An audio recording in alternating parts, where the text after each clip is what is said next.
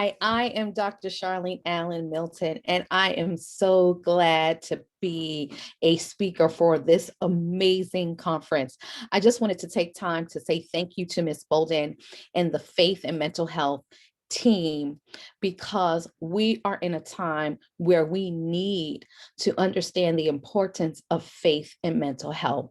So I am here to talk about um, the realities of work-life management. I'm getting ready to share my screen. And so I wanted to take this time to who I am. I help women stressed by the competing priorities of work and life experience work-life harmony. I focus on professional moms and caregivers. I have an extensive history as a clinical social worker with working with people. I received my bachelor's from Morgan State University. I am an HBCU grad, and I went on to get my master's of social work and clinical social work, actually from Smith College, and then around 10 years later, received my doctorate in human and organizational learning from George Washington University. I love to dance.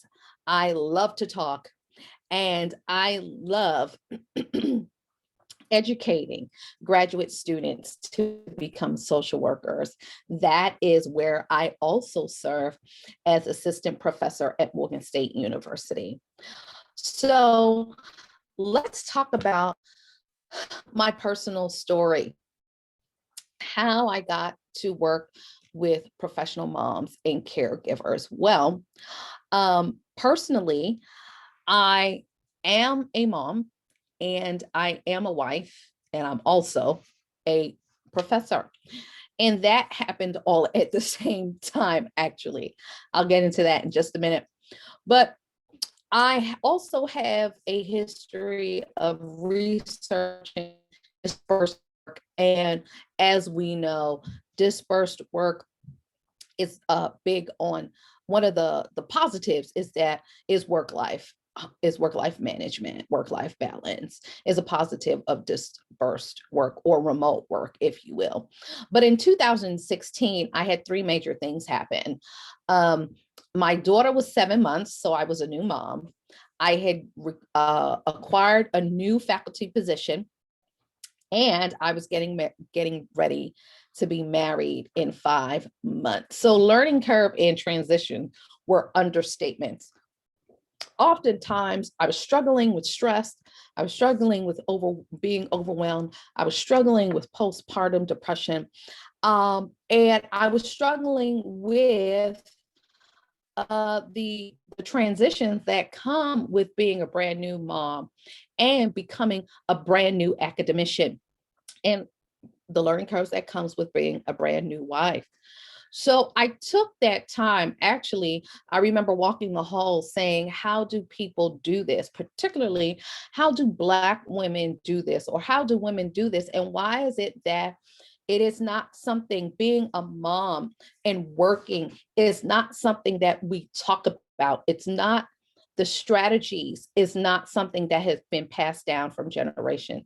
It's not something that we talk about. And so I wanted to be the person, be the researcher, to tell the stories, not only help women, but to hear the stories and tell the stories as it relates to work-life management of professional moms when it comes to women of color. So that is how, not only as a researcher, but also as a clinical social worker and a coach, that I offer work-life management solutions. Those solutions, I use my EES method. Pretty much, I educate on the foundations of work-life management, the history, and the fact that it was a topic that came about in the early 19th century, and began to pick up momentum as more women entered the workforce in the 1960s. And then I talk about the theoretical framework that I use, which is from a womanist perspective. And then we talk about work-life management, work-life balance, and I talk about work-life management. I also I use equipping to help people gain, or help the people that I work with gain strategies on how to manage work and life. And then talk about ways to support self, as for example, self-care, finding your community, and then of course using or working with me as a support network. So let's talk about work-life management, shall we? According to Greenhouse and Allen, and work-life balance is the overall appraisal of the extent to which individuals' effectiveness and satisfaction in work and family roles are consistent with their life values at any given point in time. So we see here that there is nothing about balance here, right? Work-life management is subjective. And it's focusing on how you view, according to your values, the effectiveness and satisfaction between the various roles that you navigate through. And when we think about that, I also think about the contrast and the fact that we think that work-life balance is two scales that are evenly distributed. And that's not true. There's nothing about work and life that is 50-50. When we look at the scale, that even distribution is neutrality. We're not looking for our work and life to be neutral. We're looking for it to be managed. There's no such thing as balance. And stay with me for a second. Why do you say that, Dr. Sharlene? Because on any given day, many of us are involved in family, work, extracurricular activities. Many of us are soccer moms, basketball moms. We belong to various church committees, various organizational committees. I sit on 2 boards. I'm a part of a church committee team. Many of us are members of fraternities and sororities and sit on those committees. But at some point, all of the things that you're involved in, there's no way that they can have an equal distribution, because on any given week, you're going to give 60% to something, you're going to give 20% to another, and then you're going to give 10% and another 10% to another. Do you see what I mean? So all of that has to be managed. And then on another given week, you're going to give 70% here and 10% there, 10% there, and 10% there.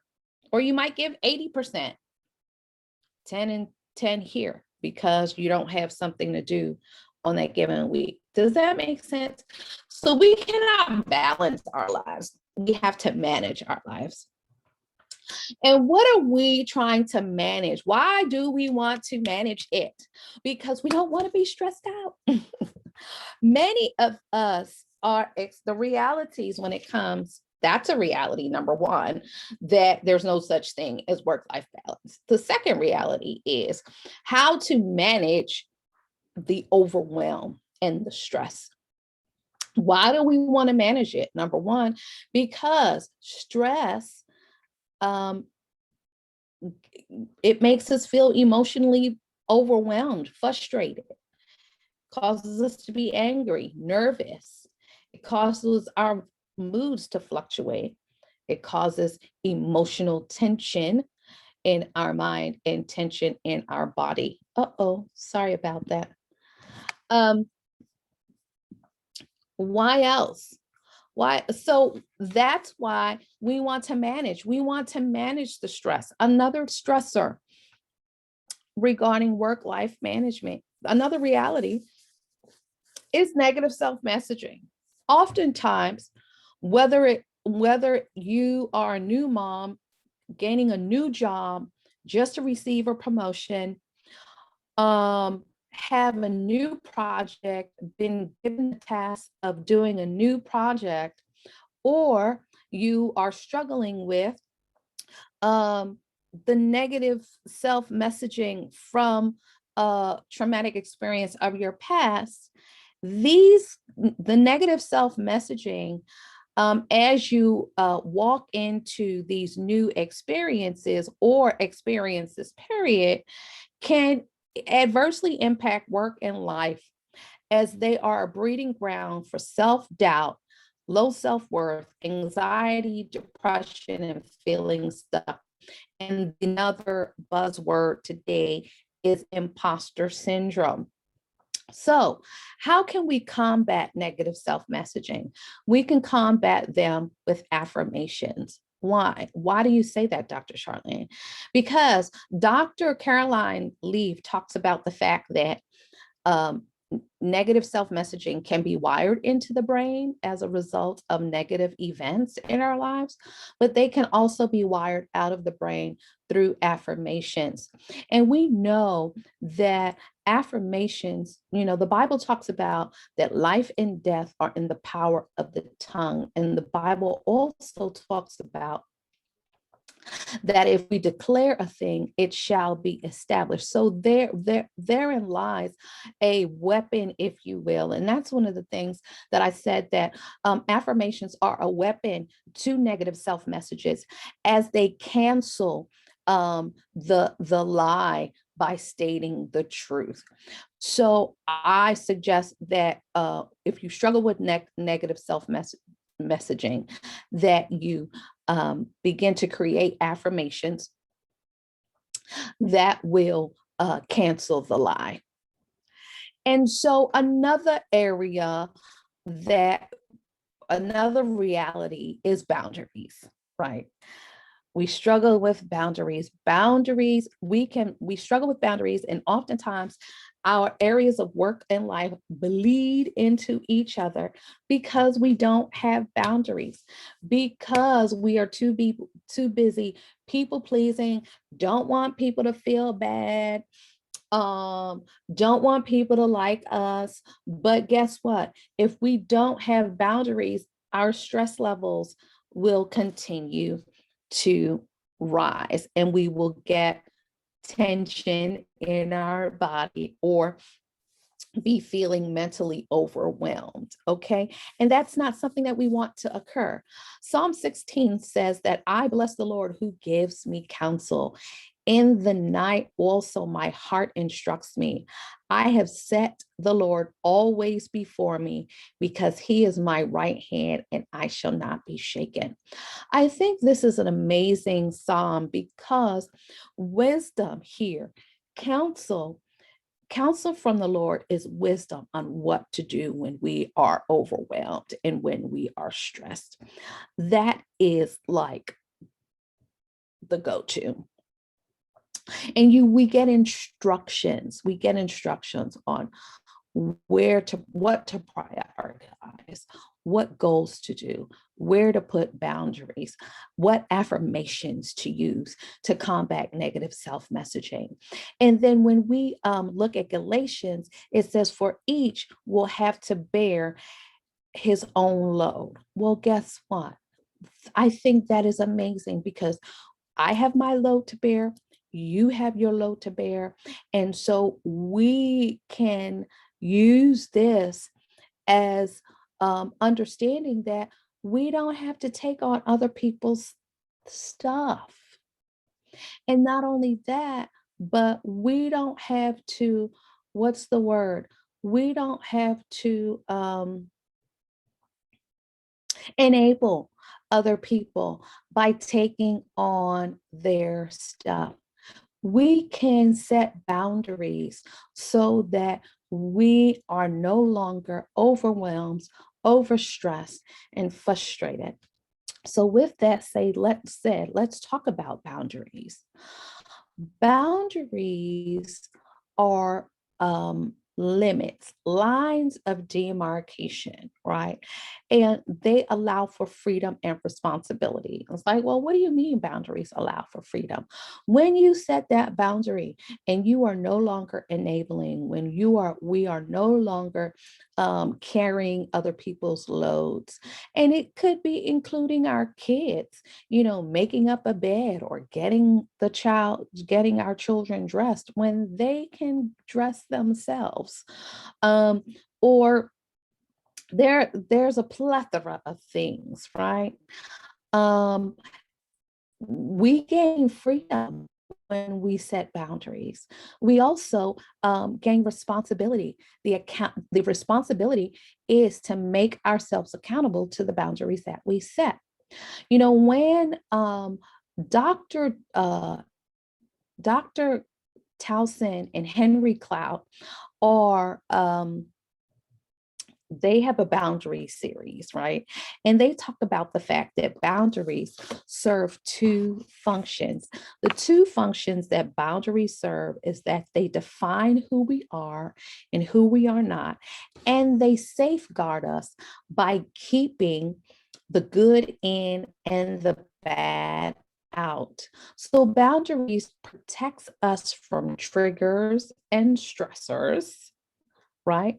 And boundaries are we can model boundaries for others. And what does that do? It helps others to know. It teaches others how to treat us. Now, boundaries also can aid in stress reduction. Why? Boundaries are put in place so that you can know, you set the line, you safeguard yourself, you letting people know who are you, what defines you and what doesn't define you. And this is in relationships at work, this is relationships at home, this is relationships with family and friends, this is relationships with anyone that we encounter. This is boundary. We set boundaries for anyone that we encounter. Now, boundaries can often involve having hard conversations, right? Because if we're used to doing things in the name of being nice, but we're also sacrificing our happiness, our self-care, then we need to set some limits regarding that, because we are the people who are struggling and suffering. And so having hard conversations may mean that people will initially not take us seriously. But remember, boundaries models for others how we want to be treated. And so oftentimes, it's okay to say, no, I no longer want to do that. And it's okay to say no, because no is a complete sentence. In the variety of ways that you say no. For example, I have a conflict. I have a scheduling conflict. It's not within my budget. I'm working on work-life management right now, and so I have to decrease some things that are on my plate, or my plate is really, really full right now. So we can say no in different ways, but the most important thing is boundaries help. One of the things that's important for boundaries is for self-care. If you currently don't have downtime, make sure you schedule or set boundaries. You prioritize self-care for quiet time. In one of the self-care is quiet time for yourself. Okay, so I challenge you to think about situations where boundaries are needed and establish some today. Right? So that concludes my workshop, but I wanted to let you know that coming soon is my workbook and journal, Honoring the Whole You, Everyday Work-Life Management Strategies for Professional Moms and Caregivers. That is coming soon. And you can contact me on IG at Dr. Sharlene Allen, and you can email me, charleneallenmilton@gmail.com. And you can also check out my website, www.drsharleneallen.com. I just want to say thank you so much. And please let me know, if you can, the boundaries you've put in place and how it makes you feel. Have a wonderful day. Bye. See you later. Bye-bye.